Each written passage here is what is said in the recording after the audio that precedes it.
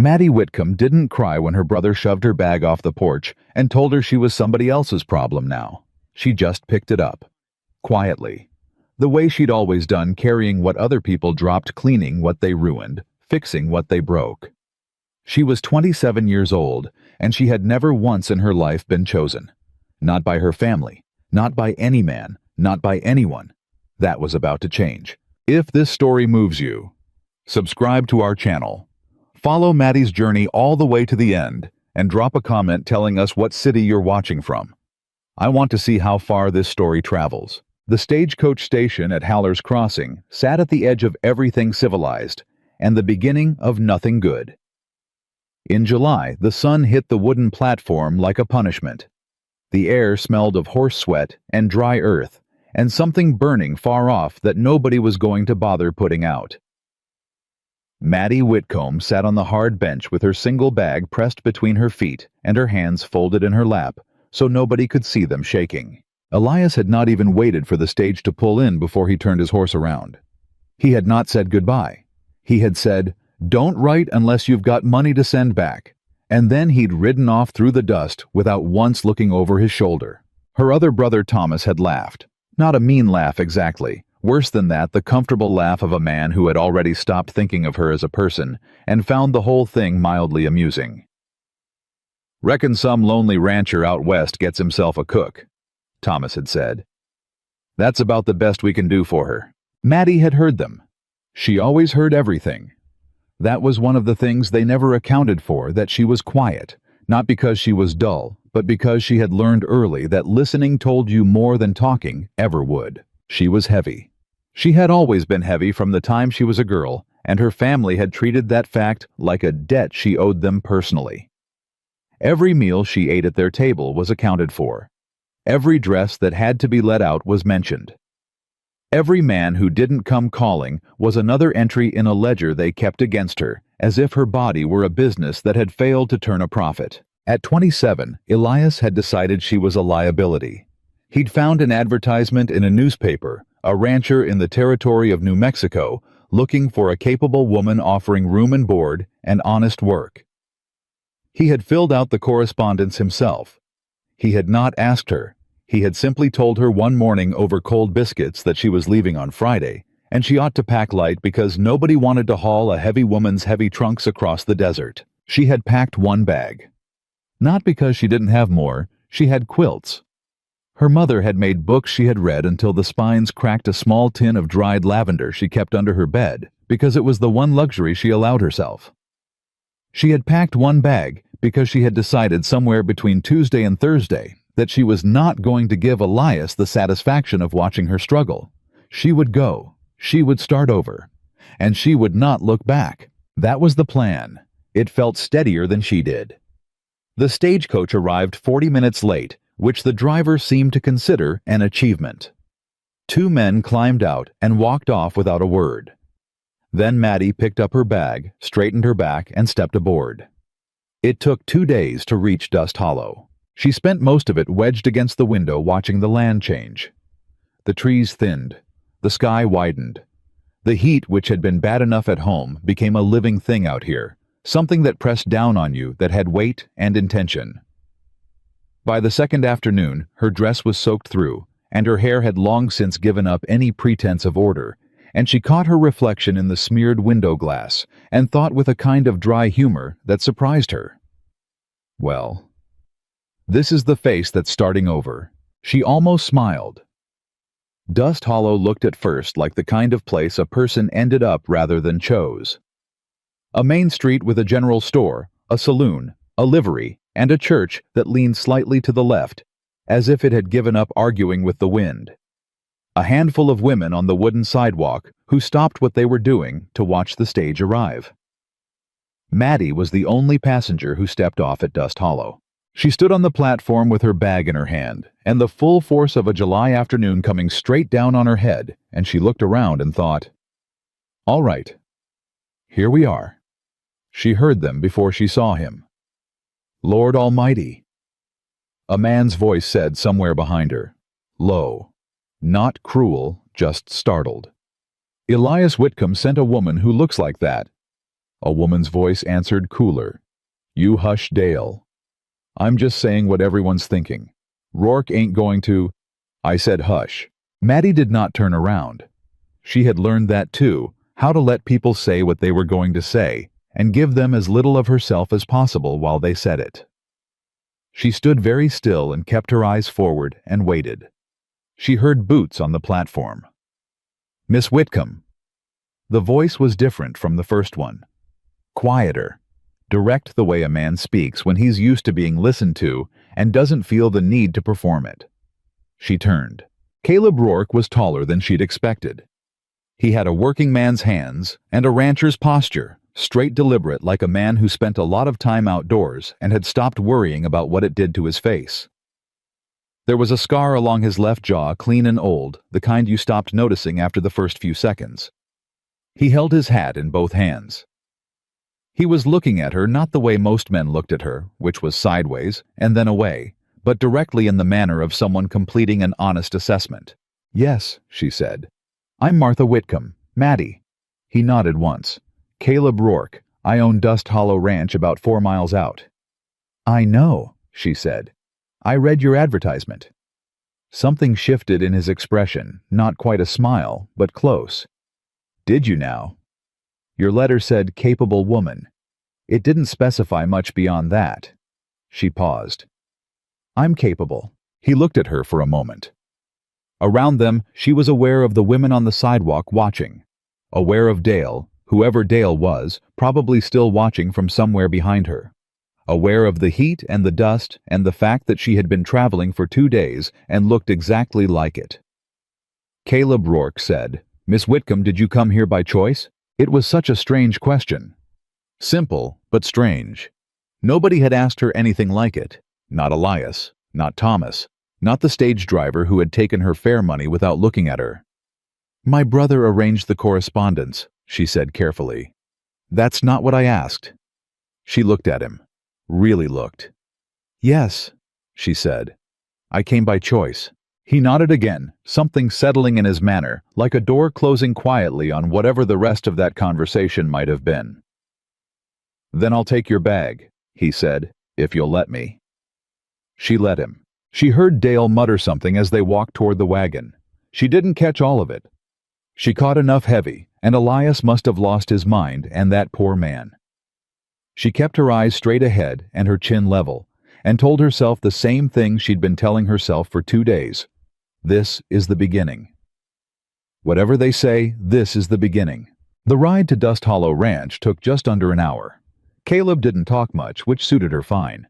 He asked her once if she'd eaten. She said she'd had biscuits that morning on the stage, and he frowned at that in a way that suggested the answer bothered him, but he didn't make a production of it. Ranch is short-staffed, he said after a while. Lost 2 hands last month. Cook quit in June. He paused. The books are a mess. I won't pretend otherwise. What kind of mess? He looked at her sidelong. The kind where I can't tell if I'm profitable or not. Do you know who's been keeping them? I have, badly. She said, I kept my family's household accounts for 8 years.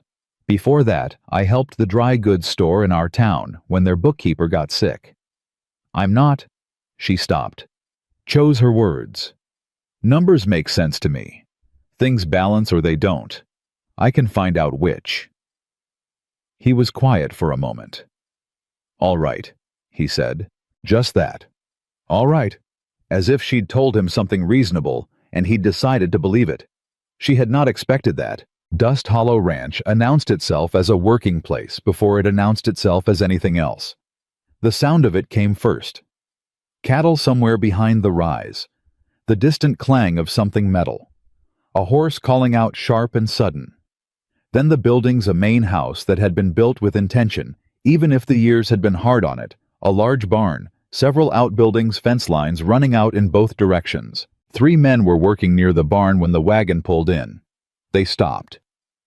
Maddie climbed down from the wagon without help. She had learned years ago not to wait for assistance that might not come, and might come with commentary if it did, and she was aware acutely of all 3 of them watching. She heard one of them say something too quiet to catch. She heard another one laugh. Caleb heard it too. His jaw tightened. "That's enough," he said without raising his voice. Just 2 words. But something in the way he said it made all 3 of them find other things to look at. He walked her inside and showed her the kitchen, first large, functional, dusty, with disuse, and then a small room off the back hallway. "It's yours," he said. "Private. You can put a latch on the door if you want one, and I'll have one of the men bring hardware from town." She looked at him. "You don't have to." "I know I don't have to," he said. "I want you to feel safe here. That's not negotiable." She didn't know what to do with that. It had been a long time since anyone had considered what she might feel, let alone made it non-negotiable. "Thank you," she said. He showed her where he kept the accounts, 2 ledger books, a tin box of receipts, a stack of correspondence. He set them on the kitchen table and said, "Take a few days to get settled before you—" "I'd like to look at them tonight," she said. He blinked. "Tonight." "I won't sleep well if I don't know what I'm working with. That's just how I am." She said it plainly without apology. "If that's all right." He picked up his hat, turned it once in his hands. "That's more than all right, Miss Whitcomb." He left her to it. She made coffee first because she had learned that a clear head required fuel, and also because it gave her hands something to do while her mind settled into the work. Then she sat down at the kitchen table with the 2 ledger books and the tin box of receipts and the stack of correspondence, and she began. An hour in, she found the first error. It wasn't careless. That was what made her sit up straighter, made something go cold and precise behind her eyes. Careless errors had a pattern. They repeated the same mistakes. They happened at random. They were the product of a tired or untrained mind. This error was deliberate. A cattle sale to a buyer named Silas Pike. The weight recorded in the ledger was 40 pounds per head lighter than the weight on the original receipt. The price paid reflected the ledger number, not the actual number. Someone had shorted Caleb Rourke on every sale this quarter. She pulled every receipt involving Silas Pike and laid them out in order and went through them one by one. It took her until past midnight.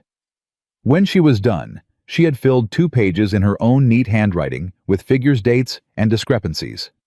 The total came to something that made her press her lips together and look at the ceiling for a moment. She didn't go to bed. She made more coffee and sat there and thought about what she'd found and what it meant for the ranch and for a man who had looked at her and said, "Did you come here by choice?" and meant it as a real question. Someone was robbing Caleb Rourke, and nobody had noticed. Because nobody had been looking. She was looking now. The next morning, before the sun was fully up, she heard boots in the hallway and then the back door, and she was already in the kitchen when Caleb came through it. He stopped when he saw her. "You're up early," he said. "I didn't really sleep." He looked at the papers spread across the table, then at her. "Did you find something?" "Yes." She turned the 2 pages of figures to face him and waited while he read. She watched his expression, watched the slight frown deepen, watched his eyes move through the numbers twice before he looked up. "Pike," he said. "Silas Pike. On every sale this quarter. Possibly longer. I only had this quarter's receipts in the tin. If there are older receipts somewhere, I'd like to see them." Caleb set the pages down slowly. His jaw was tight. He stood there for a moment, and she could see him thinking, not reacting, thinking, which was different, and told her something important about him. "How certain are you?" he said. "Completely." He looked at her. "You found this in one night." "The numbers are clear once you set them side by side. The question isn't whether he's been stealing from you. He has. The question is how long and whether there's a legal remedy." He was quiet. Outside the ranch was waking up. She could hear the hands moving around, someone working the pump, a horse protesting something. "What would you need," he said slowly, "to build a full picture of it, the whole thing?" She had already thought about this. "Older ledgers. Every receipt you have going back at least a year. Any correspondence with Pike, any agreements written or witnessed." "I've got older ledgers in the house." "Then I'll need another night." She paused. Or two. Something crossed his face that she couldn't quite name. It wasn't gratitude exactly. It was the expression of a man who had been carrying something heavy alone for a long time and had just been offered help by someone who clearly knew what they were doing. "Miss Whitcomb," he said, "I owe you an apology." She frowned. "For what?" "For not having a better situation for you to walk into. This ranch is in trouble, and I brought you here without telling you the extent of it." "You told me the books were a mess," she said. "You were honest about that." "That's yes, but I didn't tell you the rest." She looked at him steadily. "Tell me now," he told her. The well was lower than it should be for July, and the dry season wasn't over. 2 calves had come down sick last week, and he'd lost one of them. The fence line on the east pasture had been cut twice in the past month. He'd thought it was an accident both times. He wasn't sure anymore. He was 2 payments behind on a supply account in town, and the merchant was getting impatient. The hands he had left were good men but demoralized because the ranch felt like it was losing ground, and men didn't like working for something that felt like it was sinking. He said all of this in a flat, factual voice. No self-pity. Just the accounting of a man who had learned to look at hard things clearly. When he finished, Maddie was quiet for a moment. Then she said, "The calves. What were the symptoms?" He blinked. "I heat exhaustion, I thought. They were lethargic, not eating." "Did you change their water source at all in the past few weeks?" "We moved them to the south pasture." He paused. "Why?" "There may be a mineral issue with that trough. I'd want to look at it. My father kept cattle when I was young. I used to help him with the sickly ones." Caleb stared at her. "What?" she said. "Nothing," he said. Nothing." He picked up his hat, turned it in his hands, the same gesture she had noticed yesterday. A thinking gesture. "The fence line," he said. "You think that connects to Pike?" "I think it might." She gathered the papers into a careful stack. "A man who's been stealing your cattle revenue might also want to put pressure on the operation itself. If the ranch looks like it's failing, you might sell at a low price rather than investigate why you're losing money." He was looking at her with that same expression, the one that wasn't quite named. "You thought of all that this morning," he said. "I thought of it around 3 o'clock, she said. "I had time." A silence, not uncomfortable. The kind of silence that happened between 2 people who were thinking about the same problem. "I'll pull the old ledgers after breakfast," he said. "I'll make breakfast," she said. He almost smiled. It was quick, a small upward pull at one corner of his mouth, and then it was gone, and he nodded and walked out the back door toward the barn, and Maddie turned to the kitchen and took inventory of what she had to work with. Not much, but enough. She always worked with enough. That was one of the things the Whitcomb family had taught her entirely by accident, that you could do more with less than most people thought if you paid attention and didn't waste anything and knew what you were actually working toward.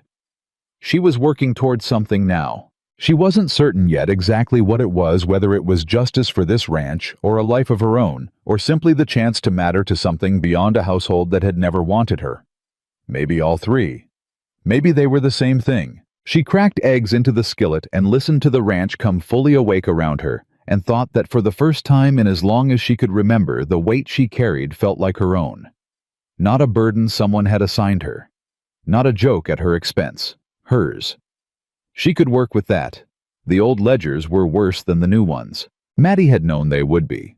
She had sat down with them after breakfast, after Caleb had eaten 2 plates of eggs and biscuits without comment, which she was learning meant he approved of something, and she had started at the beginning of the previous year and worked forward, and the further she went, the quieter she got.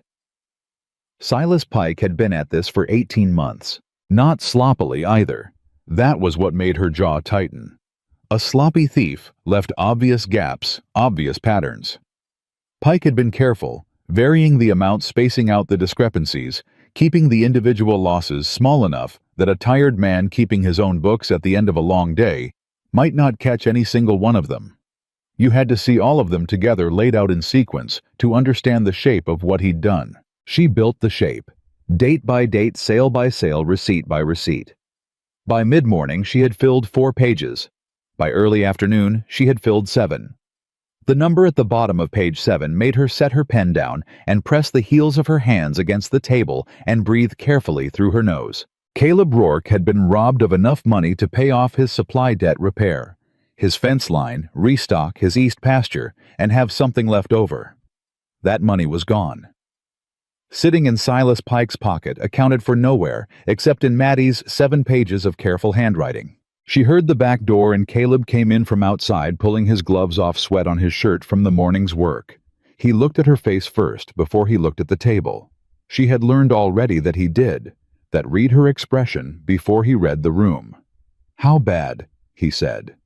She turned the 7 pages toward him. He read them standing up. Didn't sit down. She watched the muscle in his jaw work, and then go still, and she watched him get to the bottom number, and she watched him very carefully, not react in the way most men would have reacted. 18 months, he said. At least. I'd need records older than what you have here to know if it started before that.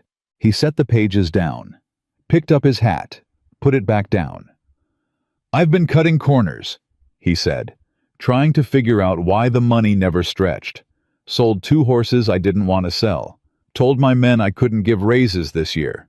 He paused. Told myself I was just a bad businessman. You're not a bad businessman, Maddie said. You were being robbed by someone who knew how to make it look like your own failure. He looked at her. Something moved behind his eyes. Something complicated, too old to be recent. The kind of feeling a man carries for a long time before he lets anyone see it sideways. My father built this ranch, he said. 30 years. I've had it for 6, and I thought I was running it into the ground. You weren't? No, he said. Apparently someone was doing it for me. She watched him absorb that. The silence that followed was not the comfortable kind from earlier. It was the silence of a man reckoning with what he'd believed about himself for 2 years and what was actually true. She did not rush him through it. She knew something about carrying a false story of yourself. She knew it took a moment to set down. What do we do with this? He said finally. We document everything, completely. Every discrepancy, every receipt, every date. We build something a judge can look at and understand without us having to explain it. She paused. And then we talk to someone in town who knows the law. There's a lawyer in Creston, 8 miles east, man named Aldridge. Can you trust him? Caleb considered. He's not Pike's man if that's what you're asking. He's nobody's man particularly. Bit cold, but honest. Cold and honest is fine, Maddie said. I don't need him to be warm. I need him to be right. Caleb almost smiled again. She was beginning to watch for those almost smiles the way you watched for water in dry country, briefly without letting on that you'd noticed. He pulled out a chair and sat down across from her. Show me, he said. Walk me through it. So she did. She took him through every page, every figure, every entry, explaining not just what she'd found, but how she'd found it, what told her this was deliberate rather than accidental, what the pattern meant about Pike's method and his access. Caleb asked sharp questions. Not the questions of a man trying to poke holes in what she was saying, but the questions of a man who was paying close attention and wanted to understand it fully. He didn't talk over her, didn't hurry her, didn't assume she'd made a mistake when a figure surprised him. She had never had that before. Someone who just listened, who assumed she knew what she was talking about and waited to understand it instead of looking for the moment they could correct her. About halfway through page 4, she lost her place and had to find it again, and she said without thinking, Sorry, I've had better sleep. You've had no sleep, he said. A few hours. Miss Whitcomb. I'm fine. I know you're fine, he said. I'm saying you don't have to work yourself to nothing to prove it. She looked at him. He was looking at her with a directness that was different from the directness of judgment. This was the directness of someone actually seeing her, which was a different thing entirely, and took some getting used to. Old habit, she said. I figured. He leaned back in his chair. We'll finish this tonight if you want. There's something I need you to look at outside first when you're ready." She raised an eyebrow. "The South Trough," he said. "And the calves." She had asked about the calves at breakfast, and already half forgotten she'd mentioned it. It had come out of her instinctively, the kind of practical thinking she'd done her whole life. She hadn't expected him to take note of it. She'd been talking to men her whole life who didn't take note of things she said unless it was inconvenient for them. "Right," she said. "Yes. Let me wash my hands." The remaining calf was in the small pen behind the barn. It stood with its head down, not eating, breathing too fast for an animal resting in shade. Maddie knelt beside it without hesitating. She felt Caleb notice, that felt him watching her move, and put her hand against its neck and then its flank, and looked at the trough water. She had seen this before, not often but once or twice. The water had a particular smell under the summer heat. "How long since you moved them to this pasture?" she said. 5-6 weeks. "And the trough. When was it last scrubbed?" Silence. She looked up at him. "Spring," he said. Flat. The voice of a man who already knew what he was about to hear. "It's not the heat," she said. "Or not only the heat. The trough has fouled. Algae in the water in this temperature this time of year, it builds toxins. The calf's been drinking poison for weeks." She stood up, her knees cracking in the way she no longer bothered to be embarrassed about. "Dump the trough. Scrub it with lye, fresh water only, and check it every 2 days. Keep the calf on clean water and soft feed no grass from that pasture until the trough's been right for at least a week." Caleb was staring at her. "What?" she said. "Where'd you learn that?" "My father lost 4 calves one summer before he figured it out." She brushed her hands off against each other. "It's not common knowledge, but it should be. People think cattle are hardy, and they are, but not against slow poison." He called for one of his hands, a quiet young man named Denny, who moved fast when given direction, and repeated Maddie's instructions exactly as she'd given them. Denny went. Caleb turned back to Maddie. "That calf might have died by the weekend," he said. "It might still, but it's got a chance now." He looked at her for a moment. Not the way Dale had looked at her at the stage platform. Not the way Thomas had laughed at breakfast tables. Not the way any man had looked at her in a very long time, if ever. "Miss Whitcomb," he said. "You can call me Maddie," she said. It came out before she thought about it. "Everyone does." "Maddie," he said, and it sounded different in his voice than it did in anyone else's. Simpler, like it was just her name, not a diminishment. "I want you to know something." She waited. "I don't care what your brother said about you, or why he sent you here. That's between him and his conscience. What I care about is what I see in front of me." He paused. "And what I see is someone I'd have been lucky to find if I'd spent a year looking." Her chest did something she didn't have a name for. She had been prepared, she realized, to have this conversation someday. The conversation where he said something kind, and she politely deflected, and they moved on, and it was fine. She had not been prepared for it to land like that. Like something true said by someone who meant it. "Thank you," she said. It was inadequate, and she knew it. She said it anyway. He nodded, and put his hat on, and went back to work, and Maddie stood there for one moment, completely alone in the yard, and pressed her hand flat against her own sternum, and told herself firmly that there was still work to do. There was always more work to do. She was very good at that. That evening, Hannah Mercer came. Maddie had heard the name. Caleb had mentioned her once in passing, the widow who ran the general store in Dust Hollow. She had not expected the woman herself to appear at the ranch door at 6 in the evening, with a covered dish and an expression on her face that Maddie couldn't immediately read. Hannah Mercer was perhaps 50, with the weathered look of a woman who had worked outside her whole life and made her peace with it. She looked at Maddie the way a person looks at something they want to assess fairly and are trying very hard not to judge prematurely. "You're the woman Elias Whitcomb sent," she said. "I'm Maddie Whitcomb," Maddie said. "I'm the woman who came." Something in Hannah's expression shifted, not quite a smile, but the territory just before one. "I heard there was a new woman at Dust Hollow," she said. "Thought I'd bring dinner. It's rude to show up empty-handed." She held out the dish. It's beans and cornbread, nothing fancy. Maddie stepped back from the door. Come in, I'll make coffee. Hannah came in. She looked at the ledger pages spread across the table, and then at Maddie, and Maddie watched her decide what kind of woman she was dealing with, and watched her arrive at something close to respect. You're keeping books, Hannah said. I'm fixing them, Maddie said. Caleb's been struggling with those for 2 years. I know, I can see why. She measured coffee without looking up. Silas Pike can see why too. Silence. What do you mean by that? Hannah said carefully. Maddie told her. Not everything she didn't know Hannah Mercer well enough for everything but enough. The discrepancies, the pattern, the scope of what she'd found. Hannah sat down very slowly in the chair Caleb had sat in that morning. She put both hands flat on the table. That's Snake, she said quietly. She said it with the feeling of a woman who had suspected something for a long time and had just been handed proof.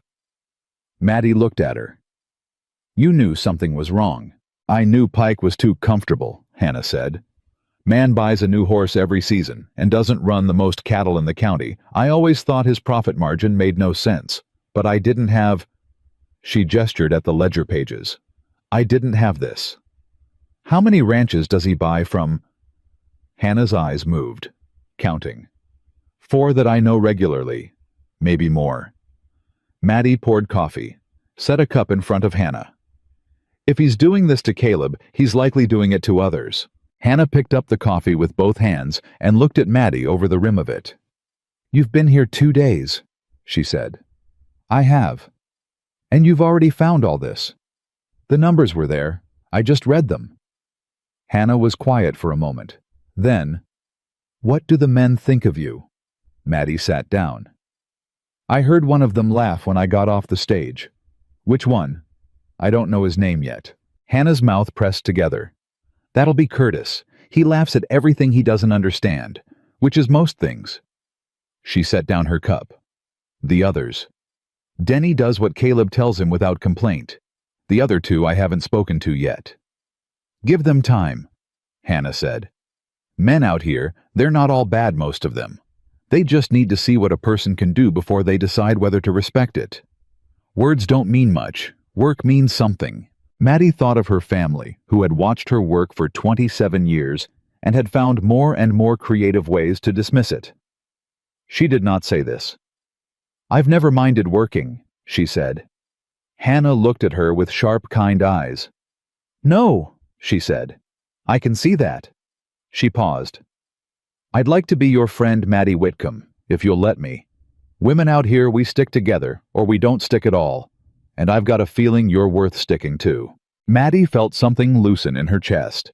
Not the complicated thing from that afternoon. Something quieter. The particular relief of a woman who had been very alone for a very long time and had just been offered company. I'd like that, she said. Very much. Caleb came in an hour later to find the 2 of them at the kitchen table with the ledger pages between them and Hannah pointing at figures while Maddie explained what each one meant. He stopped in the doorway, looked at the scene, said nothing. But the something that crossed his face then was she thought what relief looked like on a man who had been carrying things alone for too long. 3 days passed, then 4, then a week. Maddie did not mark time by the days exactly, she marked it by the work. By the calf which was on its feet by Wednesday and eating by Friday, which made Denny laugh out loud in a way that transformed his whole quiet face. By the east fence, which she found out from Caleb, had been cut again 3rd time. And she sat down that evening with a map she'd asked him to draw and pointed to 3 spots where the cuts had happened and said, They're not random. Someone's moving cattle through there. You need to know which direction. Caleb had looked at the map for a long time. You think Pike's taking them, he said. I think someone is. Same thing. Not legally, she said. Not yet. We need to catch the method, not just accuse the man. He had looked at her with that expression again, the one she had started to think of as the one that didn't have a name yet, and said, All right, what do you suggest? She had suggestions. She was discovering she always had suggestions, and that Caleb Rourke was the first man in her life who treated her suggestions as operational rather than conversational. He didn't say interesting, and then do what he'd already decided. He asked questions, thought about her answers, and changed his plan based on what she said. It was, she thought, the strangest and most useful thing she had ever experienced. The kitchen garden had been abandoned. She planted it back in stages, nothing elaborate, just practical beans, squash herbs for the kitchen. Curtis watched her doing it one afternoon and said loud enough to carry, "Awful lot of work for a woman who might not stay." She kept planting, didn't answer. Denny said from somewhere behind her, "She's staying, Curtis. Shut up."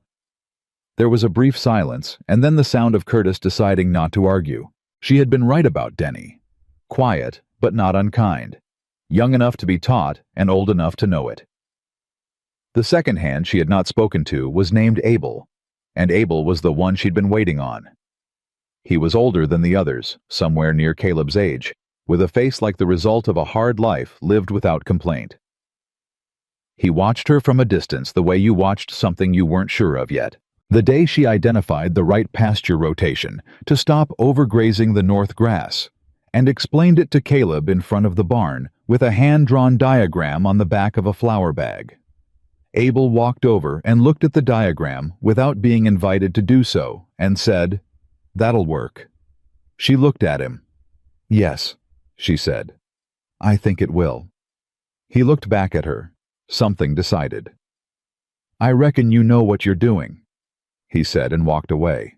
Coming from Abel, she would later learn from Hannah that was very nearly a standing ovation. She was repairing the pantry shelves. One had bowed badly under weight, that had been mismanaged, and she was redistributing the dry stores when she heard someone ride into the yard fast. She heard Caleb's voice outside, then another voice, and something in the second voice made her go still. The second voice was too smooth, controlled. The voice of a man accustomed to saying things that sounded generous while meaning something else. She set down the jar in her hand and moved to where she could hear. "I heard you got yourself a bookkeeper," the smooth voice was saying. "Didn't know you were that desperate, Rourke." "Just a woman helping out." Caleb's voice was careful. She'd learned to read his careful. He was keeping something back. Woman from back east heavyset thing that came in on the stage. A pause with something ugly inside it. "Heard her family basically paid you to take her." "You heard wrong," Caleb said. "I'm just saying, man in your position ranch having trouble like it is, you don't want the additional complication of someone who... Was there something you needed, Pike?" The name hit Maddie in the chest like a flat hand. Silas Pike. She had built 7 pages of documentation about this man. She had a face to put to those pages now, or rather a voice, which was even better. She listened. "I came to talk business," Pike said. "I know you've had a hard season. Cash is tight. I could take the South herd off your hands at a fair price, give you operating room for the fall." "The South herd's not for sale." "Come on, Rourke. You need the South herd," Caleb said very quietly, "is not for sale." A silence. Maddie could feel the shape of it, the particular silence of a man recalculating his approach. "All right," Pike said. "Offers open if you change your mind." A pause. "Tell your bookkeeper I said hello." Boots on the ground. A horse moving. Dust settling. Maddie came back into the kitchen and picked up the jar she'd set down and put it on the shelf in the right place. She waited. Caleb came in through the back door 2 minutes later. "You heard," he said. "It wasn't a question." "I heard."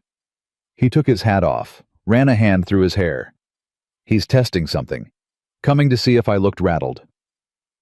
"Did you?" "No." "Good." She turned from the shelf. "He's going to make a move soon. Men like Pike don't come to check on things unless they're worried something's changed." "Something has changed," Caleb said. "He doesn't know that yet." She looked at him steadily. "When can we get to Creston to see Aldridge?" 2 days. I need to sort out the fence situation first. Then we have 2 days to finish the documentation. I want it complete before we walk into that man's office. I want him to look at what I've built and have nothing left to question." Caleb looked at her for a long moment. "Maddie." She waited. "Are you doing all right?" he said. "Not the ranch. You." It was such a simple question. She had been asked about the ranch, about the books, about the calves, about the fence line. Nobody in she couldn't count how many years had asked about her. Just her. Just whether she was all right. She stopped. "I'm better than I've been in a long time," she said, and found to her own quiet surprise that it was exactly true. He nodded once. Something easy in it. Something that didn't demand more than she had just given. "Good," he said, "because I'd like you to be." He went to wash up for supper, and Maddie stood in the pantry she had reorganized and looked at the shelves she had fixed, and thought about Silas Pike and his smooth voice, and the visit he had made not to do business, but to see if anyone was watching. Someone was watching. She had been watching for 6 days straight. And in 2 days, she was going to walk into Aldridge's office in Creston and put 7 pages of careful, complete, irrefutable documentation in front of a lawyer and watch a cold, honest man understand what had been done to Caleb Rourke. She thought of the way Pike had said heavy-set thing. Easy. Dismissive. Not even cruelty required noticing a person first. This was the complete absence of consideration. The assumption that she was irrelevant. She pressed her hand flat against the pantry shelf and felt the good solid give of the wood she'd repaired and thought, "You don't know what I've built in here. You don't know what I found. You don't know that your 18 months of careful, quiet theft is sitting on 7 pages on that kitchen table, and that in 2 days, a cold, honest lawyer is going to read every line of it. You thought I was a joke." She went back to work. That night after supper, which she had cooked without ceremony, and which all 4 men had eaten in complete silence, the good kind of silence, Caleb stayed at the table after the hands had gone. He poured coffee for both of them without asking, set hers in front of her, sat down across from her. They sat like that for a while, the ranch settling around them in the summer dark, the distant sound of cattle, the creak of the house in the night heat. "Can I ask you something?" he said. "Yes." "Your brother." He paused, choosing. "Did you want to come here when you said yes at the station? Was that true?" She looked at her coffee. "By the time I got to the station," she said slowly, "I had decided I was going wherever the stage took me and making the best of it. That was what I had. That was the choice I had." She paused. "But when you asked me right then, I realized I actually meant it. I wanted to be somewhere I could—" She stopped. "Somewhere the work mattered. Somewhere I could matter in the work." She looked up at him. "Does that make sense?" "Yes," he said. Quiet. Certain. "I didn't know this would be the place," she said. "I didn't know you'd be—" She stopped again. Found other words. "I didn't know it would feel like this quickly." He was looking at her the way he'd looked at her outside the barn. The unnamed expression. She was beginning to think the reason it didn't have a name was that it was accumulating. One slowly, the way a good ledger built its final number 1 entry at a time, every entry meaning something. "I'm glad you stayed," he said. Simple. True. Said without asking for anything back. She thought of all the things she had been told she was. Too much. Too heavy. Too slow. A joke. A liability. A problem to be sent west and forgotten. She looked at Caleb Rourke across a kitchen table in the middle of a failing ranch that was slowly, steadily beginning to be something again, and she thought, "I am going to fix this ranch. I am going to build something here that nobody can take away." And maybe she thought something else too, something quieter, something she was not quite ready to name yet either. "I'm glad I stayed," she said. Outside, the summer dark pressed warm against the windows, and somewhere beyond the fence line, Silas Pike was riding home, not knowing that the woman he'd called a heavy-set thing had already taken him apart on 7 pages of handwriting, and that in 2 days she was going to hand him to a lawyer. Maddie picked up her pen. There was still work to do. Aldridge's office in Creston smelled like old paper and tobacco, and the man himself looked exactly like Caleb had described. Cold, precise, the kind of person who had long ago decided that feelings were an inefficient use of time. He was perhaps 60, with narrow eyes behind wire-rimmed spectacles, and hands that stayed very still on his desk while other people talked. He looked at Maddie when they came in, and then looked at Caleb, and Maddie saw the question form in his expression. Who is this, and why is she here? And she set her documentation on his desk before he could ask it. My name is Martha Whitcomb, she said. I've been keeping accounts at Dust Hollow Ranch for the past 10 days. What I've put in front of you represents 18 months of documented fraud. I'd appreciate it if you'd read it before we discuss anything else. Aldridge looked at her over his spectacles. Then he looked down at the pages. He read without speaking. Caleb sat beside Maddie and didn't fidget, which she appreciated. The clock on Aldridge's wall counted out the silence. Outside, Creston went about its business unaware. Aldridge turned the last page over, set it face down, picked up the stack and tapped it square against the desk. All of this without looking up. Then he looked up. Miss Whitcomb, he said, how long did it take you to compile this? 10 days, she said, working from available receipts and 2 years of ledgers. If there are older records, the total may be higher. Where did you learn to do this? I kept accounts for my family's household and for a dry goods merchant in Ohio for 8 years. Numbers have a logic. This particular set of numbers told a story that was hard to misread once you laid them in sequence. Aldridge set the pages down, looked at Caleb. Is she accurate? I've checked every figure she gave me, Caleb said. She's accurate. Then you have grounds, Aldridge said. Clear grounds if this is documented as completely as it appears. He tapped the pages again. The weight discrepancies alone constitute fraud. Combined with the pattern of repetition and the amounts involved, you're looking at criminal territory, not just civil. Pike could face charges. Maddie felt something release in her spine. Not surprised she had been certain of the figures, but the particular relief of having someone with authority confirm what she already knew to be true. What do we do? Caleb said. You let me take this to the circuit judge when he comes through next month. In the meantime, Aldridge looked at Maddie directly with the first real attention he'd given her. You keep those original receipts somewhere safe, not at the ranch. I'll keep them, Hannah said. Both men looked at the door. Hannah Mercer was standing in the doorway, which she had apparently opened silently at some point in the last 2 minutes. She looked at Aldridge without apology. Hannah Mercer. I run the general store in Dust Hollow.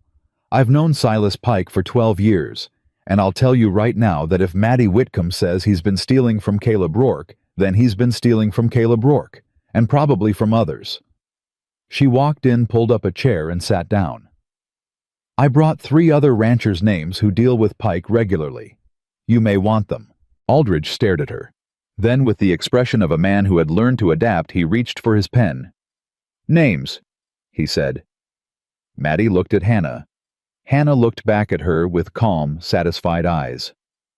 They rode back to Dust Hollow in the afternoon heat with the originals locked in Hannah's strongbox at the store and copies in Maddie's bag. Caleb was quiet for most of the ride.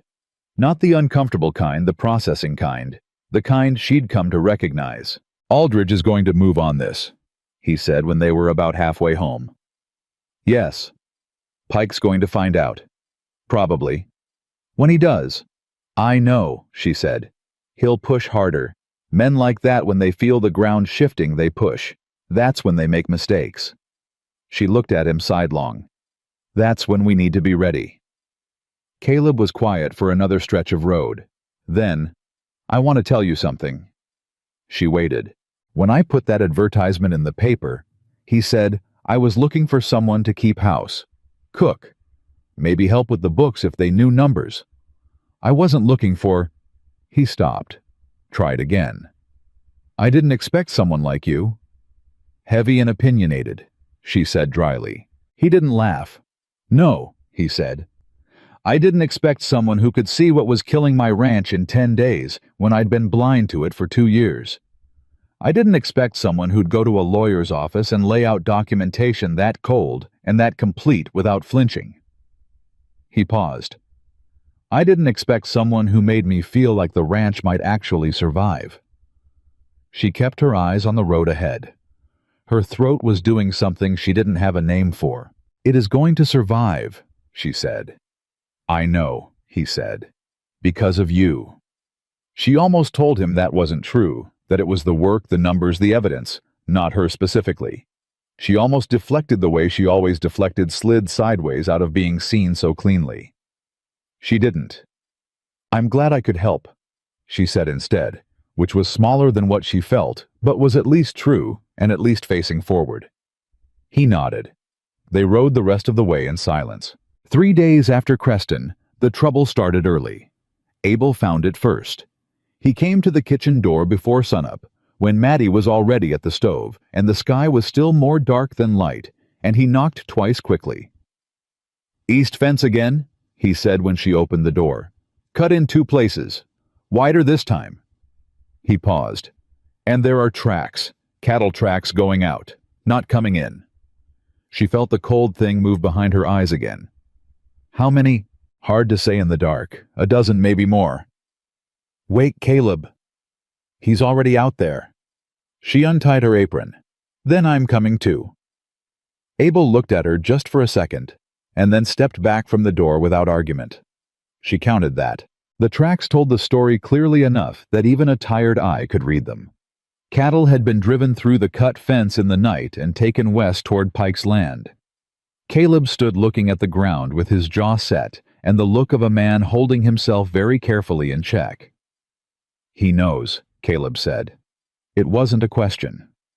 "He suspects," Maddie said. "He doesn't know what we have or how much. He's applying pressure to see if you'll break before you can act." "How do you know that?" "Because if he knew the full extent of what we've built, he wouldn't be stealing cattle. He'd be running." She looked at the tracks. "This is a threat, not an exit strategy. He wants you afraid and focused on the losses, not on the documentation." Caleb looked at her. "So what do? We send Denny to follow the tracks at first light, not to confront anyone, just to confirm where they go. If they lead to Pike's land, we have Aldridge add it to the complaint. Cattle theft is a different charge than fraud." "Combined." She let him finish the thought. "Combined, it's a rope offense," Abel said quietly from behind them both. Silence. Caleb turned to his men.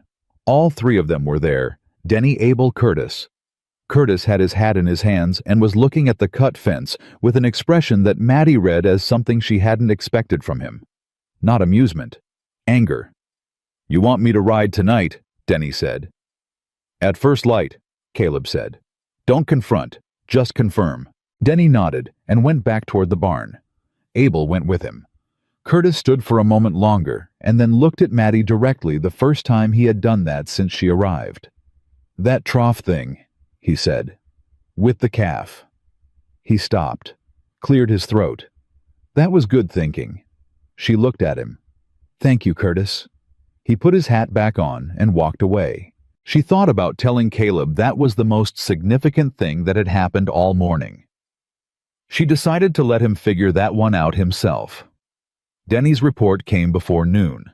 The tracks led to a holding pen on land that bordered Pike's property. Not quite his land technically, but near enough. 6 cattle by the count. Branded with Dust Hollow's mark, not reworked yet. "He hasn't had time to rebrand them," Maddie said. "He moved fast because he's nervous. Nervous men move fast and make mistakes." She looked at Caleb. "Send word to Aldridge today. Not tomorrow. Today." Caleb sent Abel to Creston that afternoon. The message that came back by evening was short. Aldridge had written, "Document the cattle location with a witness. Bring the brand evidence to me. Do not confront Pike directly. Circuit judge arrives in 3 weeks." 3 weeks. Maddie sat with that number and turned it over. 3 weeks was a long time when a nervous man had stolen cattle and was watching for what came next. 3 weeks was long enough for Pike to realize nothing was happening and get either bolder or smarter, and she wasn't sure which was worse. She did not say this to Caleb. She thought it all evening and said nothing and went to bed and stared at the ceiling until well after midnight. What she was most afraid of wasn't Pike. What she was most afraid of was the thing she couldn't document, the thing that lived in gossip and rumor, and the way small communities decided what was true before any evidence was presented. And on the 11th day, the gossip arrived. Hannah came to the ranch on a Tuesday with her mouth pressed thin and her eyes carrying something that she was choosing her moment to say. Maddie saw it immediately. She set down the jar she was putting up and waited. "There's talk in town," Hannah said.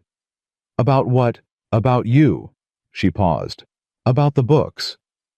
Maddie's hands went still. "What kind of talk?" "The kind that comes from Silas Pike's direction, even when you can't trace it directly back to him. Somebody's been saying that the books at Dust Hollow have been in bad shape since you got here, that you made errors, that Caleb's worse off now than he was before." Hannah set her bag on the table. "Mrs. Calper at the dry goods asked me this morning if it was true you drove off the last cook and ruined the accounts." "The last cook quit in June," Maddie said. "I got here in July." "I know that." "The accounts were already ruined. I'm the one who found out how and by whom." "I know that too." Hannah looked at her steadily. "I'm telling you what's being said, not what's true. The trouble with rumors is, they don't need to be true to do damage." Maddie sat down. She thought about this carefully, the way she thought about a ledger discrepancy, not reacting, not feeling first, but looking at the structure of the thing and what it meant. "He's trying to undermine the documentation before anyone sees it," she said. "If the town already believes I ruined the books, then when we take this to the judge, Pike's people will say the evidence was manufactured by an incompetent woman with a grudge." "Yes," Hannah said quietly. "That's what I think too." "It's a good strategy," Maddie said. She hated that it was. "When did this start?" 2 days ago. 2 days. One day after Abel rode to Creston with their message to Aldridge. Someone had seen Abel ride or heard something, or Pike had made an educated guess. He was fast. "Caleb needs to know," Hannah said. "Yes." "You're going to tell him right now." She stood up. She found him in the barn, and she told him plainly, and without softening it, because she had learned that Caleb did better with hard things delivered clearly than with hard things wrapped in care to make them easier to swallow. He listened without interrupting. When she finished, he stood there for a moment with his hand on the stall door and looked at something that wasn't in front of him. "He's scared," Caleb said. "Yes." "Scared men fight dirty. This is his opening move," she said. "He's testing whether the gossip makes us retreat. If we go quiet, if we stop, he wins without a courtroom." "We're not going quiet," Caleb said. He turned from the stall and looked at her directly. "What do you need from me?" She had thought about this on the walk from the house to the barn.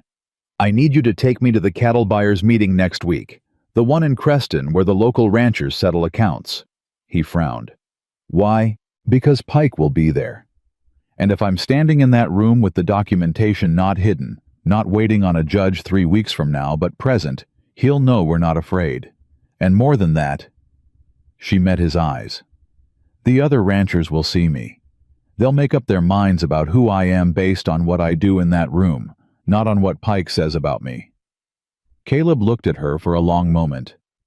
"That's a risk," he said. "Everything worth doing is a risk." Another long moment. Then he nodded. "All right, we go to the meeting."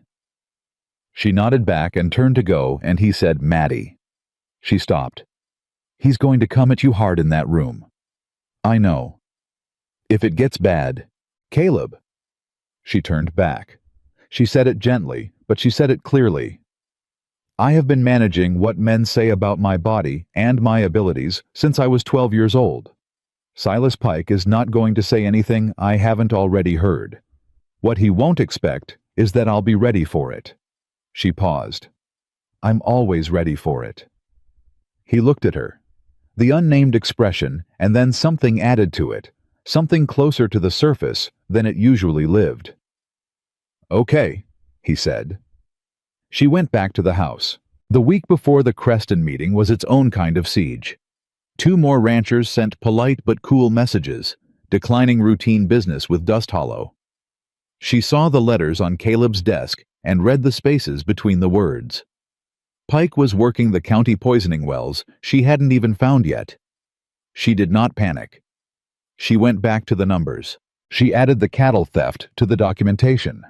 She drew up a separate summary, shorter, plainer, the kind of thing a room full of ranchers rather than a lawyer could follow in 3 minutes. And she rehearsed it in the kitchen after everyone was asleep, speaking to the empty chairs, testing where her voice held and where it wanted to waver. It wanted to waver in one place consistently.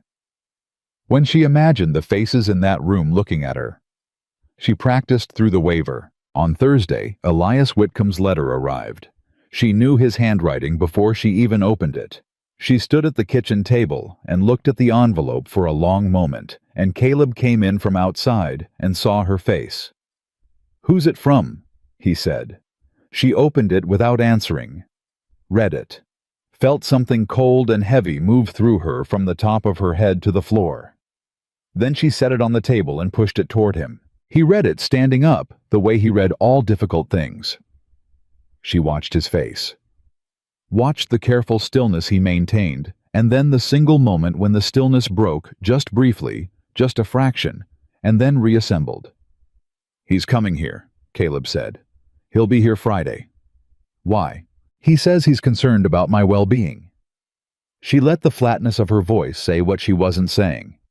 "He says he's heard I'm in over my head and causing trouble for a good man's ranch.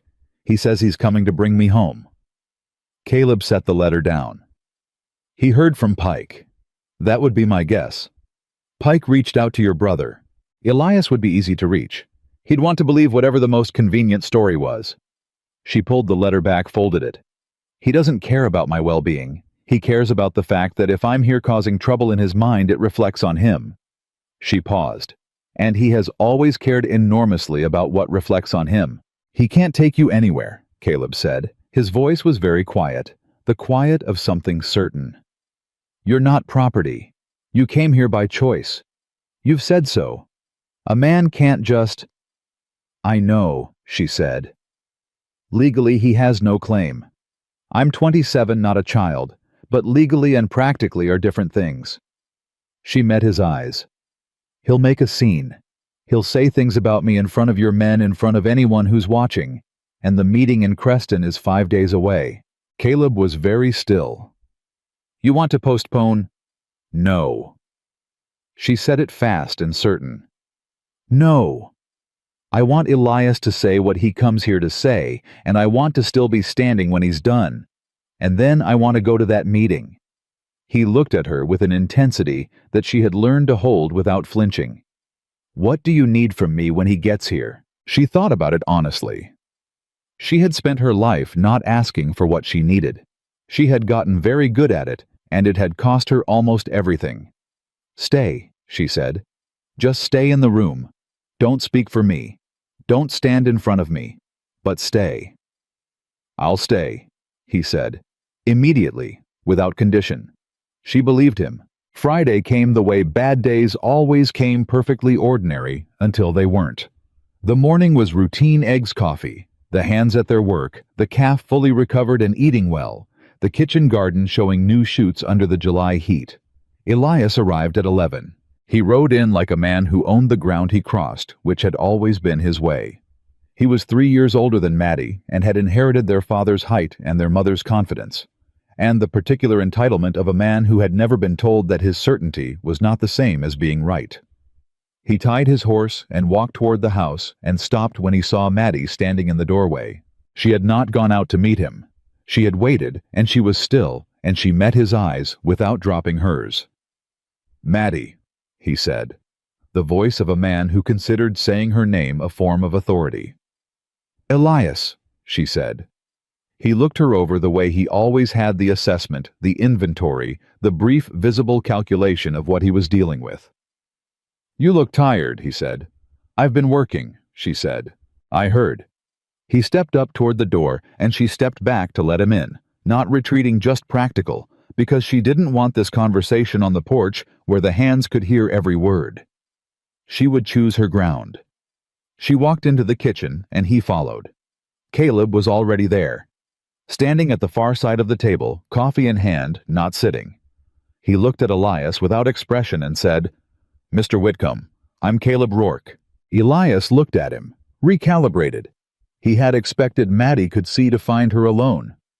"Rourke," he said, "I appreciate you taking my sister on given the circumstances, but I've heard some things that concern me, and I think it's best for everyone if she comes home with me." "That's Maddie's decision," Caleb said. Flat. Immovable. Elias blinked, then looked at Maddie. "You've got this man defending you now. He's stating a fact," Maddie said. "Not defending me. I don't need defending." She pulled out a chair and sat down, deliberate, taking her time. "Say what you came to say, Elias." He said it.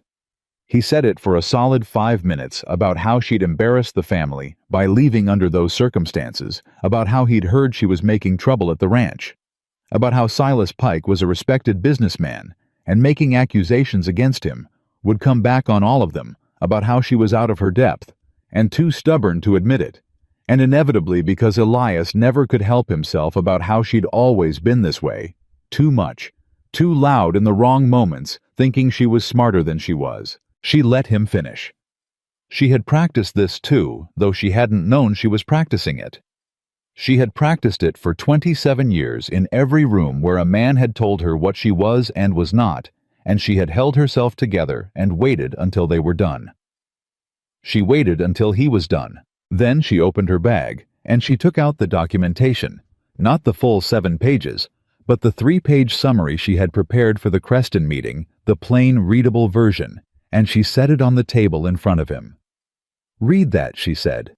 "Maddie, read it." He read it, slower than Aldridge, less carefully, but he read it. She watched his face, watched the moment he got to the totals. "Where did you get these numbers?" he said. "I built them from 18 months of ledgers and receipts. I've had a lawyer review them. They're complete, and they're accurate, and they document that the man you're asking me to stop upsetting has been stealing from Caleb Rourke for over a year and a half." Silence. "If Pike contacted you," she said, "it's because he found out we're building a legal case against him and he needed someone to come pull me out before we could take it to the circuit judge." She leaned forward just slightly. "He used you, Elias. He needed you to believe his version of this because my version is going to ruin him. And you came, because it was easier to believe I was making trouble than to imagine I might actually know what I'm doing." Elias stared at her. His face was doing several things at once. None of them looked comfortable. Caleb set his coffee cup down, said nothing, just stood there exactly as she'd asked. "You could have called," Elias said finally. His voice had shifted. Not soft, Elias didn't do soft, but different. Off balance. The voice of a man who had arrived certain and was no longer. "You've never given me a reason to think you'd listen," she said. The silence that followed was a different shape than the ones before it. Heavier. The kind of silence that happened when something true had been said in a room, and everyone in the room knew it. Elias looked at the pages again. "This is solid," he said, his voice quieter. Completely. He was quiet for a long moment. "Pike came to see me," he said. "He said you were unwell, that you'd been making errors in the books, and Rourke was too soft-hearted to tell you." He paused. "He said you'd always been—" He stopped. "Say it," Maddie said. He wouldn't quite meet her eyes. "He said you'd always been prone to overestimating yourself." She felt the familiar shape of that. She had heard it her whole life in different voices, and it never got smaller exactly, but she had gotten larger than it, and that was the thing they never accounted for. "I'll tell you what I am," she said. "I'm the woman who found his fraud in 10 days when it had been invisible for 18 months. I'm the woman who saved a calf that was dying from a fouled trough. I'm the woman who reorganized this kitchen, replanted this garden, documented cattle theft, and built a legal case strong enough that a cold, honest lawyer in Creston told me we had clear grounds." She paused. "That's what I am, Elias. That is what you sent away." Elias Whitcomb sat with her words.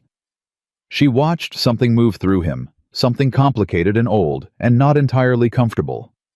Not remorse exactly, Not yet. But the beginning of the thing that came before remorse. He looked at Caleb. You believe all this? I've verified every figure myself, Caleb said. She's the best thing that's happened to this ranch in 6 years, and she can speak for herself, which I suspect you've noticed. Elias looked back at Maddie. He opened his mouth, closed it, opened it again. I'm staying through the weekend, he said finally. I'd like to look at the documentation myself. She had not expected that. It landed differently than she was prepared for. Fine, she said. He left the kitchen to tend his horse and the room went quiet, and Caleb looked at her across the table with something that was very close now to the surface. You all right? He said. Yes, she said. That was, I know. Maddie. He stopped, tried again. I want to say something and I want to say it right. She waited. I've been watching you for 2 weeks, he said slowly. Hold yourself together in situations that would have broken most people. I've watched you work when you were exhausted and think when you were hurt and stand your ground without anyone asking you to do it for them. He set both hands flat on the table. I want you to know that I see that, all of it. And I think you are... He stopped. I think you are something rare, Maddie Whitcomb, and I'm going to keep thinking that whether you find it easy to hear or not. She looked at him. There it was. The expression with no name. Except now standing in this kitchen after Elias and the documentation, and the 5 minutes of everything her brother had come here to say, she thought she knew what it was. It was someone deciding. Slowly, carefully over days and conversations and shared silences and coffee before dawn deciding. She was doing the same thing. She could admit that much to herself in this room. Thank you, she said. And then because she was learning to face things forward instead of sideways, I see you too, Caleb, for what it's worth. His mouth did the thing that almost became a smile, and then became something more than that. Outside, the July sun bore down on Dust Hollow Ranch, and somewhere in Creston, Silas Pike was working his angles, and the circuit judge was 3 weeks away, and the cattle meeting was 5 days out, and Elias Whitcomb was in the yard, reconsidering things he had believed his whole life.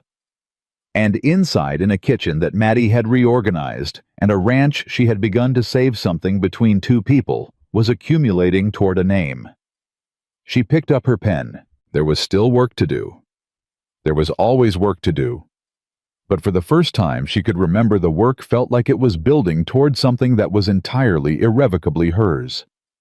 Elias left Sunday morning. He had spent 2 days at Dust Hollow, reading documentation, asking Maddie questions. She answered without softening and eating at her table, without once commenting on the food which she took as its own kind of concession. On Saturday evening, he had sat across from her after supper, with the look of a man sorting through something he had carried a long time and was trying to put down carefully without dropping it all at once. I didn't know, he said finally. Not an apology, but the thing that comes before one if a man is honest enough to keep going. I know you didn't, she said. You didn't look. He had no answer for that. She hadn't expected one. Sunday morning he saddled his horse, and she walked out to see him off. Because she was not the kind of person who let someone leave without acknowledgement, even someone who had treated her the way Elias had. He mounted up and looked down at her, with an expression she had never seen on his face before, something uncertain and a little raw. You're staying, he said. Yes. Rourke's a decent man. Yes, she said. He is. Elias looked at her for a moment longer. Then he said quietly, I should have looked, and turned his horse and rode out through the gate without waiting for her to respond. She stood in the yard and watched him go and felt something shift in her chest. Not forgiveness exactly, not yet, but the beginning of the distance she would need to carry it someday. That was enough for now. Caleb appeared beside her. He hadn't been far. She had noticed that about him, that he stayed close without crowding, available without pressing. You okay? He said. Better than I expected to be, she said honestly. He nodded. Meetings in 4 days. I know. She turned back toward the house. I need to go over the summary one more time. He fell into step beside her. Maddie. She looked at him. You don't have to do the meeting alone. I'll be there. Hannah will be there. Abel wants to come. He said it himself this morning. She stopped walking. Abel said he wanted to see you put Pike's numbers on a table where everyone could read them. Caleb's mouth did the almost smile. His exact words were that woman's earned the right to a witness. Something moved through her that she didn't try to name. She just nodded and went inside and picked up her pen. The 4 days before the Creston cattle meeting moved the way the last days before something important always moved, too fast in the wrong moments and too slow in the right ones. She went over the summary until she could recite every figure without looking at the page. She slept badly and ate well, and spent 2 hours one afternoon with the kitchen garden just pulling weeds, not because the weeds were urgent, but because her hands needed something to do that wasn't paper. Denny found her there and crouched down and pulled weeds alongside her without being asked. They worked in silence for 20 minutes. Then he said, "Curtis wanted me to tell you something." She looked at him. "He said he was wrong about you when you first got here." Denny paused. "He said it to me because he don't say things like that to people directly. But he meant it." She thought about Curtis laughing somewhere behind her on the platform that first day. She thought about Curtis's voice carrying across the yard, awful lot of work for a woman who might not stay. She thought about his face at the fence line looking at the cut wire with actual anger. "Tell him I know," she said, "and tell him the calf's doing fine." Denny looked confused for a second. Then something crossed his face, understanding or something close, and he nodded and went back to pulling weeds. The morning of the Creston meeting, Maddie was up before the sun. She dressed carefully in the best dress she had. Dark blue, clean one she'd let out to fit properly, instead of forcing herself into something that didn't, which was a thing she had stopped doing 2 years ago and never regretted. She put her hair up and pinned it and looked at herself in the small mirror over the washstand. The woman in the mirror was not the woman who had stepped off the stage 3 weeks ago. Not thinner, she was the same size she had always been and always would be, and had made her peace with that on a timeline that was none of anyone's business. But different, steadier, like something that had found its footing on new ground and decided to stay. She picked up her bag with the documentation inside it and went to the kitchen and made coffee. Caleb was already there. He looked at her when she came in, and something crossed his face that he didn't try to hide. "You look—" He stopped, chose the right word. "Ready," he said. "I am," she said.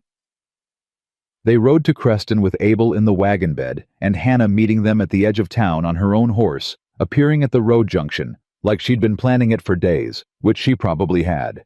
"How are you feeling?" Hannah said, falling in beside the wagon. "Clear," Maddie said. It was the truest word she had.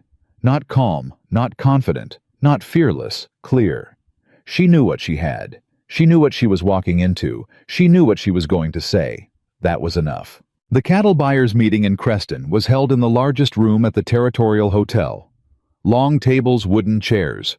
Men who had been dealing cattle together for years and had their own rituals and their own hierarchies and their own comfortable assumptions about who belonged in that room and what they looked like. Maddie walked in behind Caleb and felt every assumption in the room recalibrate. She was used to rooms doing that. She had walked into rooms her whole life and felt the air change. Usually, it meant she needed to make herself smaller. She had learned very young how to compress herself, not in body that had never worked, but in presence, in voice, in how much space she took up with her ideas and her certainty. She was done with that. She walked to the table where Caleb and Aldridge had agreed she would sit. Aldridge was already there, cold and precise, and apparently unmoved by everything, and she sat down and set her bag on the table and folded her hands on top of it and looked at the room without apology. She saw Pike immediately. She had known she would recognize him from the voice, and she was right. He was seated on the far side of the room with 2 other men ranchers by the look of them, and he was already watching her. He was perhaps 55, heavy-jowled with the look of a man who had grown comfortable and mistaken comfort for invulnerability. When their eyes met, he did not look away. Neither did she. The meeting opened with routine business that moved quickly. Accounts, settled, disputes, heard, prices agreed. Maddie sat through all of it and waited. Hannah sat behind her against the wall. Abel stood near the door. Caleb sat beside Maddie, and once under the table, his hand briefly covered hers, just for a second. Just the press of his palm, and then it was gone, but she felt it for the rest of the morning. Then Aldridge stood. "There is a matter," he said, in the voice of a man who did not need volume to command attention, "which requires this group's attention before we close. It concerns transactions conducted by Silas Pike with at least one Dust Hollow ranch over the past 18 months. Possibly others." He looked around the room. "I'm going to ask Miss Martha Whitcomb to present the documentation." The room went very still. Maddie stood up. She heard the chair scrape, heard her own breath, heard from somewhere near Pike's side of the room a short exhale that was almost a laugh. She looked at the room. Ranchers, merchants, 2 men she recognized from Hannah's list. Elias was not there. That was fine. This was not for Elias. She opened her bag and took out the documentation and the summary pages, and she began. She did not rush. She did not apologize. She started at the beginning, the first discrepancy, the first receipt, the first date, and she built it forward the way she had built it in the kitchen, one entry at a time, every entry meaning something. She spoke plainly in the language of figures and dates, and the specific language of cattle weight and sale price that every man in that room understood in his bones. She watched them follow it. She watched the moment 4 minutes in, when the rancher to Pike's left leaned forward and looked at the page she was holding up, and his face changed. She watched Pike's face, too. It was very controlled, very still. The face of a man managing a reaction he did not want anyone in the room to see. She kept going. At the 7-minute mark, one of the ranchers on the far left, a weathered man named Greer, who had been in the territory longer than most, said, without waiting to be recognized, "Those weights are off. Pike told me my last sale was 340 pounds per head. I weighed that herd myself. It was closer to 380. Silence. Maddie said, "Do you have your receipt, Mr. Greer?" He looked at her. "It's in my office. If it shows the lower figure, that's a discrepancy of 40 pounds per head. If you bring it to Mr. Aldridge before the end of this week, it can be added to the formal complaint." Another rancher younger, who Maddie didn't know yet, said, "I want to look at my receipts." "You should," she said. Pike stood up. The room shifted. He was good at rooms. She could see the way his presence moved through the space, the particular authority of a man who had been believed a long time. "This is—" He stopped, started again, smoother. "Miss Whitcomb has been at Dust Hollow Ranch for 3 weeks. She arrived under unusual circumstances. Her bookkeeping background is unverified, and these figures—" He gestured at the pages she was holding, dismissive. "These figures were compiled by a woman who has every reason to want to make a respected man look bad." "What reason would that be?" Aldridge said. "Flat. She's—" Pike shifted his weight. "She's been making herself indispensable to a vulnerable man. It's not uncommon. Women who don't have options." "I'd like you," Maddie said, "to finish that sentence." Her voice was very quiet. The room heard every word. Pike looked at her. She looked back. She could feel Hannah behind her perfectly still. She could feel Caleb beside her exactly where he had said he would be. "I'd like you to finish it," she said again, "because I want everyone in this room to hear exactly what your argument is when the numbers don't go your way." Pike's jaw tightened. He did not finish the sentence. "I thought so," she said. She turned back to the room. "My bookkeeping background is not unverified. I kept accounts for my family's household and for a commercial merchant in Ohio for 8 years. The figures in this documentation were reviewed by Mr. Aldridge before today. Every receipt I've cited is an original held in secure custody. Every discrepancy is cross-referenced with at least 2 sources." She paused. "I am not asking you to take my word for anything. I am asking you to read the numbers. The numbers don't have a reason to lie." Greer said, "I'm looking at my receipts." The man beside him nodded. "Same." A third man older whom everyone seemed to defer to slightly, whose name Maddie did not yet know, stood up slowly and looked across the room at Pike with the expression of someone revising a long-held opinion in real time. "Silas," he said, "you got a response to any specific figure on those pages?" Pike looked at him. "Charles, a specific figure," Charles said. "Not her background, not her reasons. A specific number she's gotten wrong." Silence. Pike said nothing. Maddie felt something change in the room, the way air pressure changed before a storm. Something shifting. Something that had been in one position for a long time, moving toward a different one. Then Pike looked directly at her and said, "Your brother sent you out here because nobody in Ohio wanted you. Don't mistake a lonely rancher's charity for competence." The room went absolutely quiet. Maddie had known this was coming. She had practiced through the waver in her voice when she imagined it. She had stood in the kitchen at midnight and said things to empty chairs until the version of this moment that lived in her body was something she had already passed through. She stood in the dust of that room, not dust literally, but the particular heat of many people watching the weight of everything that had been said about her in her life, and she felt it land, and she felt the waver come, and she breathed through it, and it passed, and she was still standing. "I was never too much," she said. "You were just too small to see my worth." She said it quietly. She said it the way she said figures clearly without excess, leaving no room for misunderstanding. The room stayed quiet. Then Hannah Mercer from behind her said, "She's right, and I've known Silas Pike for 12 years. Greer looked at Pike. "I think you'd better sit down, Silas." Pike sat. His face was the color of a man who had just felt something he had relied on for years give way beneath him. Caleb did not step in front of her. He did not speak for her. He stood exactly where he had stood from the moment they'd walked in beside her, not in front, not behind. And when the room started talking, and Aldridge began calling for additional documentation from the ranchers who had records to pull, Caleb leaned over to her very quietly and said, "You just won this." "We won this," she said. He shook his head slightly. "You built it." She thought about the 7 pages.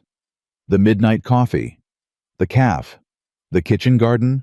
The receipts in Hannah's strongbox. The summary she had practiced against empty chairs. The waiver she had breathed through. The moment she had picked up her bag in Ohio and decided not to look back. "Yes," she said. "I did."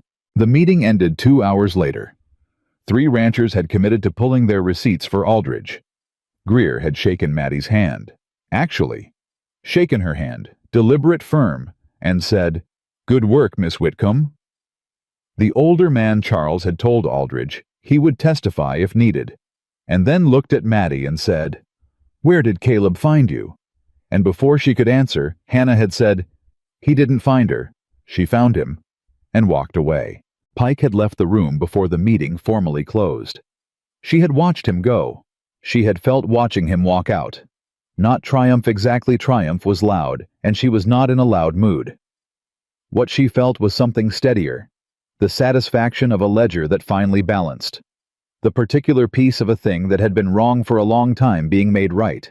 Outside in the Creston heat, Caleb helped her up into the wagon, not because she needed it, but because he offered, and she let him, because she was learning to let things be offered, and Abel climbed up behind them, and Hannah rode alongside, and they turned for home. They were maybe a mile out of Creston when Caleb said without looking at her, "I have something I want to ask you." She waited. "The ranch," he said. "When this is over legally, I mean. When Pike's answered for it and the accounts are straight and we know where we actually stand." He paused. "I want to make you a formal partner. Not an employee, not—" He stopped. "I don't know the right words for exactly what I mean, but I know it's not what you came here to be." She looked at his profile. The scar along his jaw old and clean. The set of his shoulders. The way he held the reins firm but not tense. The way you held something you trusted. "What do you think I came here to be?" she said. "I think you came here to survive," he said. "I'd like to offer you more than that." She thought about the woman who had sat on a hard bench at the Hallers Crossing station with her hands folded in her lap so nobody could see them shaking. She thought about the one bag, the decision not to look back. The moment Caleb Rourke had asked her if she'd come by choice, and she had realized she meant yes. "I'd like that too," she said. "All of it." He looked at her then, and the expression that had lived without a name for 3 weeks finally arrived at one. She could see it clearly. It was simply her. The decision he had been making one entry at a time and had now made completely. Behind them, Abel said to no one in particular, "About time." Hannah laughed a real laugh, surprised out of her, and the sound of it went up into the July heat and spread out wide over the flat open land. Maddie looked at the road ahead. Dust Hollow 4 miles out. The ranch that had been failing and wasn't anymore. The garden with its new shoots. The calf that was going to live.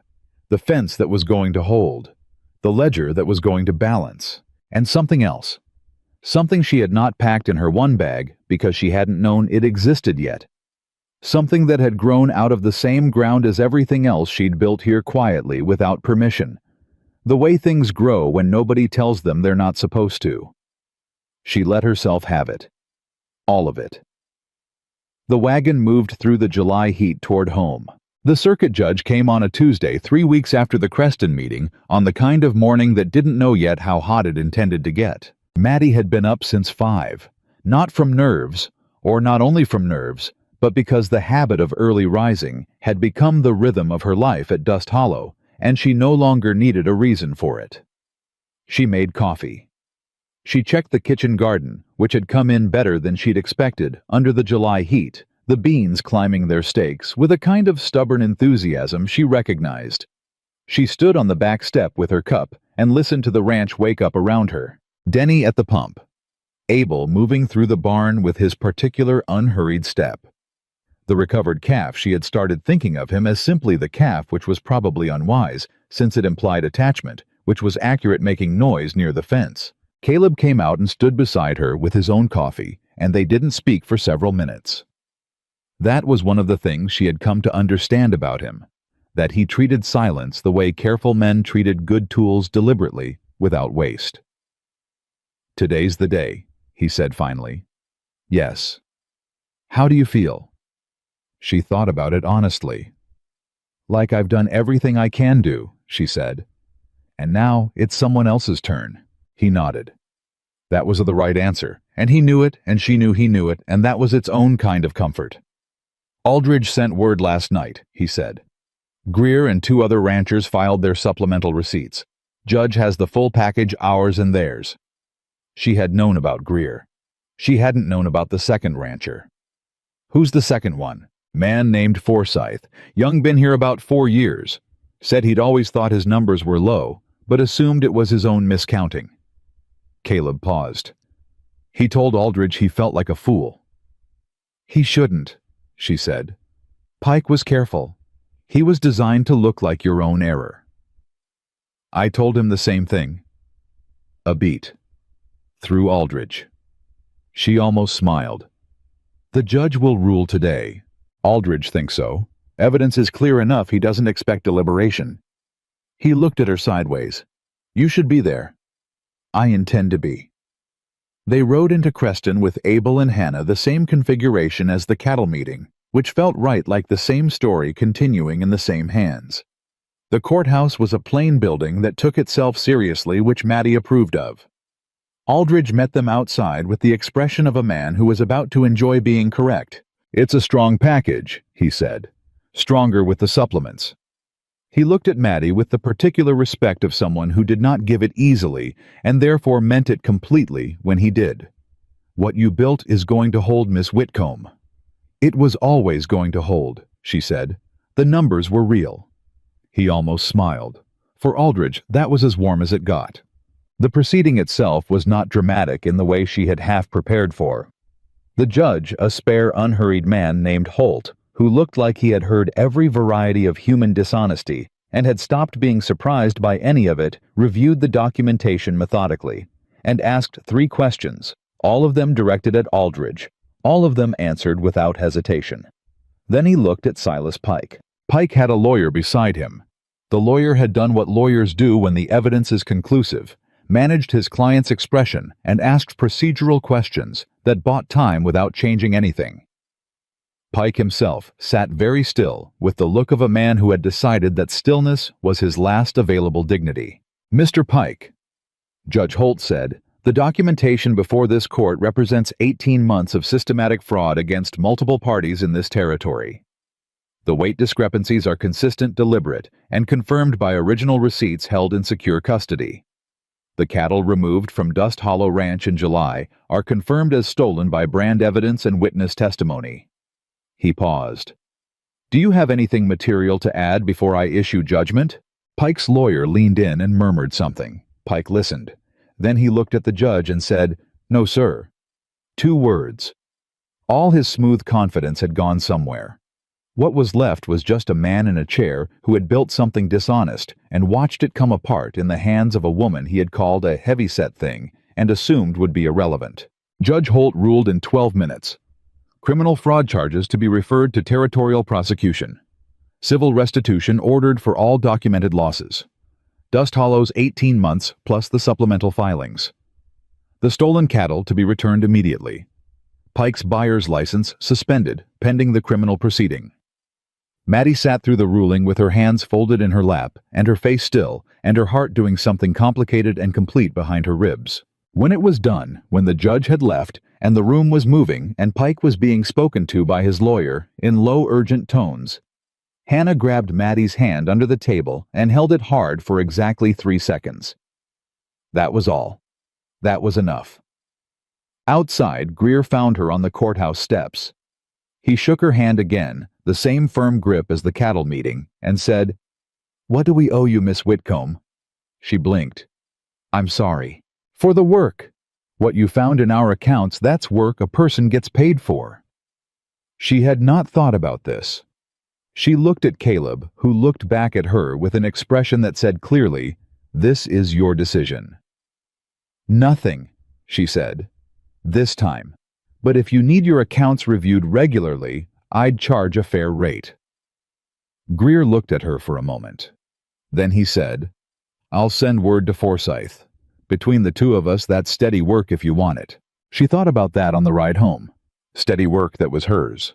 A rate she would name. Skills that had a market value she could set herself, not have set for her. Something that was completely and entirely hers. Caleb didn't say anything on the ride home for the first 20 minutes. Abel and Hannah were riding ahead close enough to hear if called, but far enough to be out of easy conversation. The land was doing what July land did, pressing heat down on everything without apology, and Maddie had stopped fighting it weeks ago and simply moved through it. "I've been thinking," Caleb said. She waited. "About what I said. After the meeting. About the partnership." He kept his eyes on the road. "I want to say it more clearly than I said it then, if that's all right." "Go ahead." He was quiet for another stretch of road, which was not hesitation. She knew his silences well enough by now to know the difference between hesitation and choosing carefully. "When I put that advertisement in the paper," he said, "I was trying to save the ranch. That was all I was thinking about. The ranch." He paused. "I wasn't thinking about the rest of it. About what it would mean to have someone at that table every morning. Someone to think with. Someone who—" He stopped. Tried a different direction. "My wife died 4 years ago. Before you ask. Fever quick. I had 2 years of grief and then 2 years of just functioning. Keeping the ranch going because she'd have wanted me to. Not thinking much beyond that." She had not known about his wife.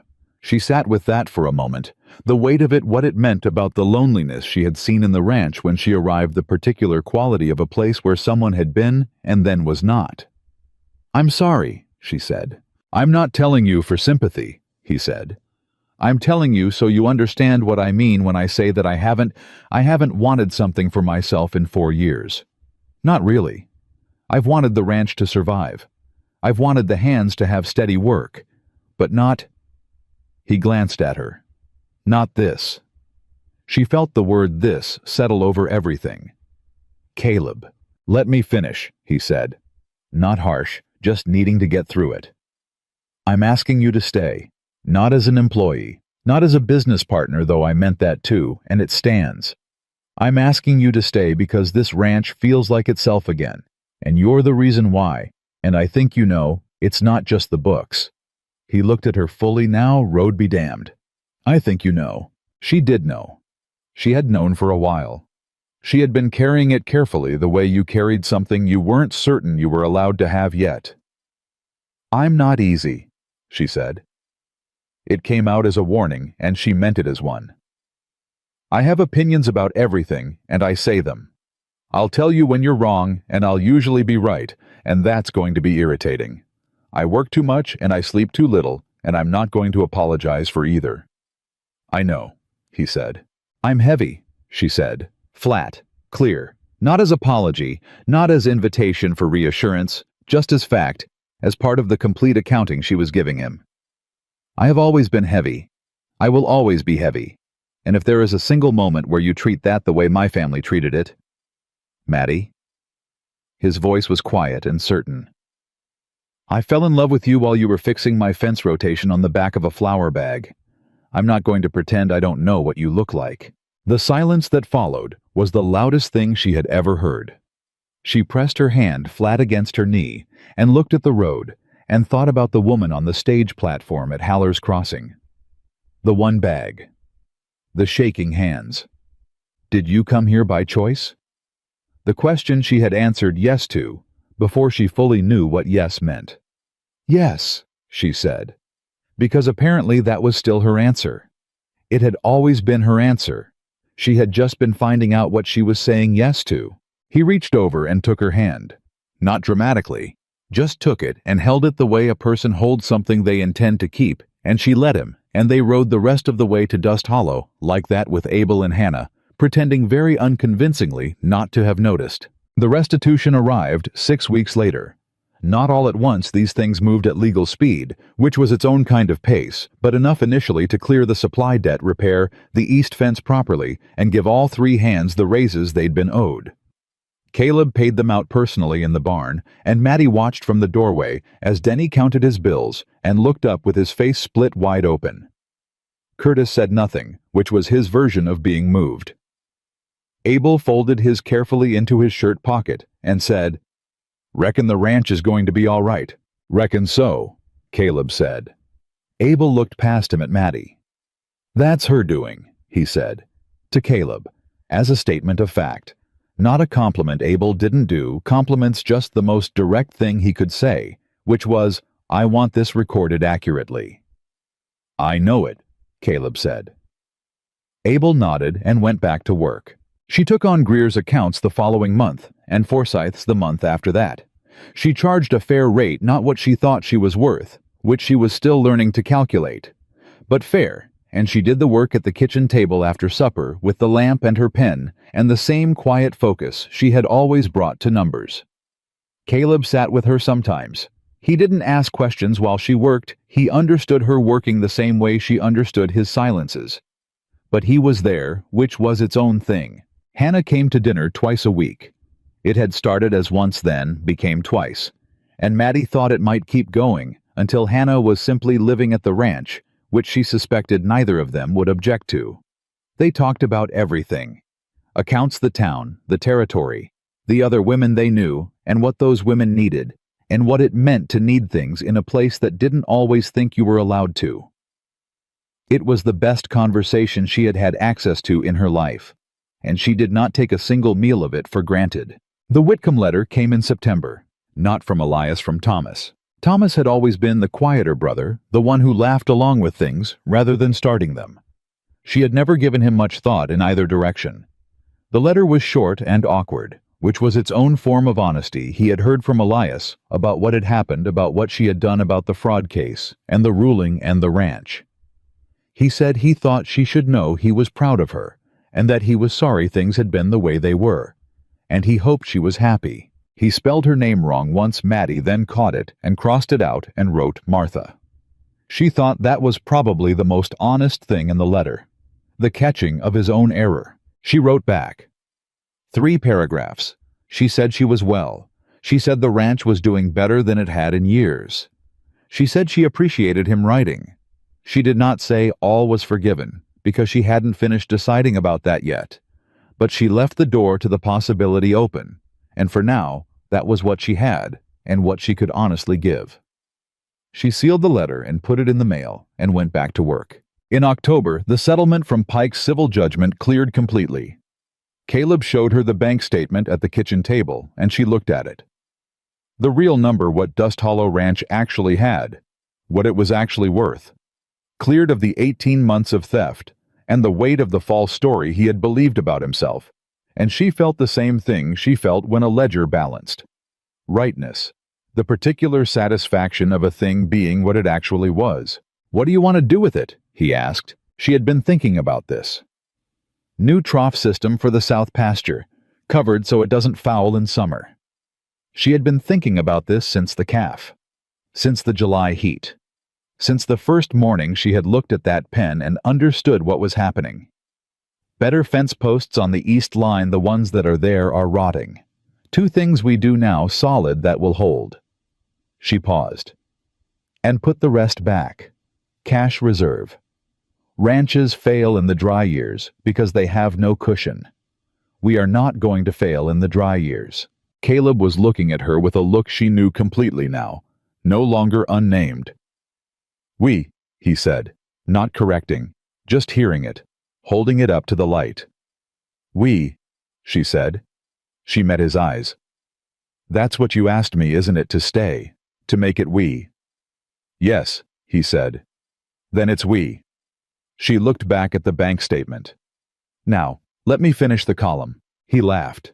She had heard him laugh before, not often, but a handful of times, and it was always something unexpected, a little rough at the edges, real. She felt it the same way every time, like water in dry country, like something she did not take for granted. She went back to the column. Winter came and came back differently, and the kitchen garden went to dry stalks, and then to new growth when the season turned, and Dust Hollow Ranch moved through the first full year of Maddie's presence, with the solidity of something built correctly. Not perfect, not without hard weeks and failed rains. And one bad stretch in January, when a fence collapsed in the cold, and everyone was in foul temper for 4 days, but solid. The kind of solid that holds, because it was made right. She stood on the porch on a morning in late spring, in a clean blue dress that fit her exactly her hair, up a cup of coffee in her hand, looking out over the ranch that had been failing when she arrived and was not anymore. She thought about the stagecoach station at Haller's Crossing, the hard bench, the single bag, the brothers who had sent her west as a joke, and could not have imagined, not even close, what the punchline would turn out to be. Caleb came out and stood beside her with his own coffee. He did not say anything. He didn't need to. This was the morning version of them, the pre-dawn coffee, the ranch waking up the habitual comfort of 2 people who had made their peace with the same piece of ground. "Hannah's coming for supper," she said. "I know. Abel asked if she was staying late. I think he was hoping." She looked at him. "Abel and Hannah. I'm not saying anything." "You are absolutely saying something." He almost smiled. Became a full smile. She had stopped counting those some months back because they had become too common to count, which was the best thing that had happened to her at Dust Hollow, and possibly in her life. She turned back to the ranch, the new trough system she had specified holding water cleanly through the second summer. The east fence properly posted solid against whatever came. The kitchen garden rioting into spring growth. The calf no longer a calf technically, but she still thought of him that way moving through the south pasture with the rest of the herd. Denny crossed the yard below her and looked up and tipped his hat. She raised her coffee cup. Simple. Ordinary. The gesture of a woman who belonged here, which she did, which she had earned, which no one had given her. She had built it herself from the ground up, one entry at a time. Caleb's hand found hers where it rested on the porch rail. He didn't say anything. He didn't need to. She had come to Dust Hollow with one bag, and shaking hands, and a decision not to look back.